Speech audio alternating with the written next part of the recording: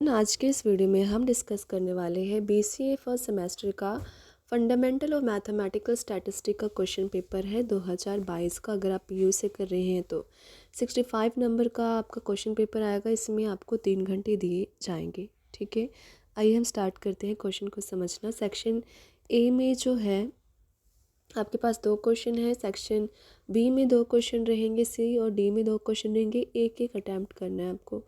Section A में जैसे हम देख रहे हैं क्वेश्चन फर्स्ट और क्वेश्चन सेकंड है, तो दोनों में से एक अटैम्प्ट करना है। फर्स्ट क्वेश्चन देखते हैं। Define statistic, how do you think that the knowledge of statistic is essential in decision making, give example. तो आपको स्टैटिस्टिक के बारे में पता होना चाहिए, क्यों ये डिसीजन मेकिंग के लिए इम्पोर्टेंट है। आपको एग्जाम्पल भी देना है, 6 नंबर का है। फिर बी पार्ट है, the mean of age group of 50 students is 15 years and the mean age of another group of 70 student is 20 years. Find the mean age of all the 120 students together. तो आपको इसमें mean find करना है 120 students का, तो ये 7 number का है। ऑल राइट, अब ये क्वेश्चन नहीं आता है तो सेकंड क्वेश्चन करना है। इसमें ए और बी दोनों ही अटैम्प्ट करने हैं।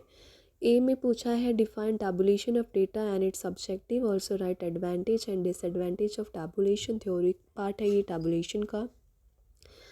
फिर सेकंड है explain the use of harmonic mean in as an average में हार्मोनिक मीन का यूज़ बताना है। Give the following frequency distribution of first year students of a particular college.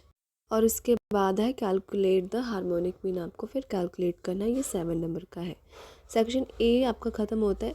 ऐसा नहीं है, आपको ऐसा बिल्कुल नहीं करना है कि हाँ ए इसमें से कर दिया, एक इसमें से कर दिया, नहीं ऐसा नहीं होता। आपको फिर उसका कोई फ़ायदा नहीं होगा, टाइम वेस्ट होगा, नंबर नहीं मिलेंगे। ए बी या तो इसमें से करो, ए बी या तो सेकंड क्वेश्चन में से करो, तो ही आपको नंबर मिलते हैं। ठीक है, फिर है सेक्शन बी जिसमें पूछा गया है फर्स्ट में calculate the value of X and Y from the following data given the median of the distribution. Median आपको 28.5 दिया है एंड टोटल स्टूडेंट्स आर 60। ठीक है, आपको इसमें एक्स और वाई की वैल्यू मिसिंग है तो फाइंड आउट करनी है। 6 नंबर का है ये क्वेश्चन। और इसके बाद है B calculate standard deviation and coefficient of variation of the following data. Standard deviation coefficient of variation आपको इसमें बताना है इस फॉलोइंग डेटा से। 7 नंबर का है।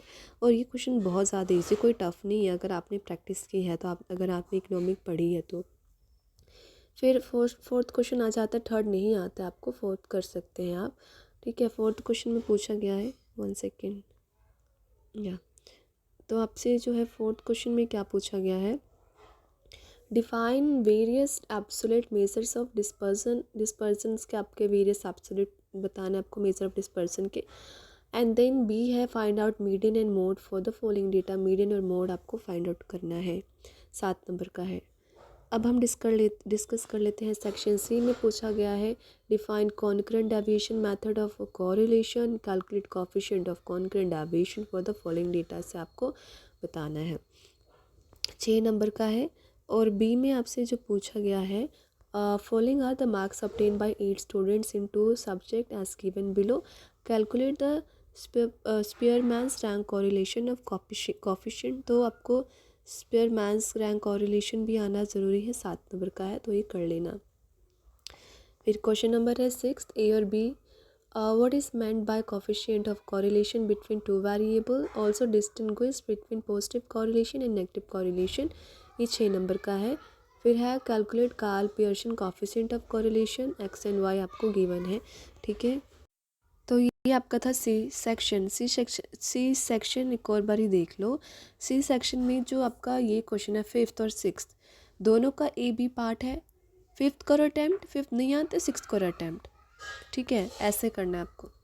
फिर हमारे पास है सेक्शन डी। सेक्शन डी में क्या पूछा है, रिग्रेशन वाला चैप्टर आ जाता है। इसमें क्या समझते हैं आप, what are two regression line, क्या 2 लाइन रिग्रेशन है, can there be 1 regression line, क्या एक रिग्रेशन लाइन हो सकता है। 6 नंबर का है।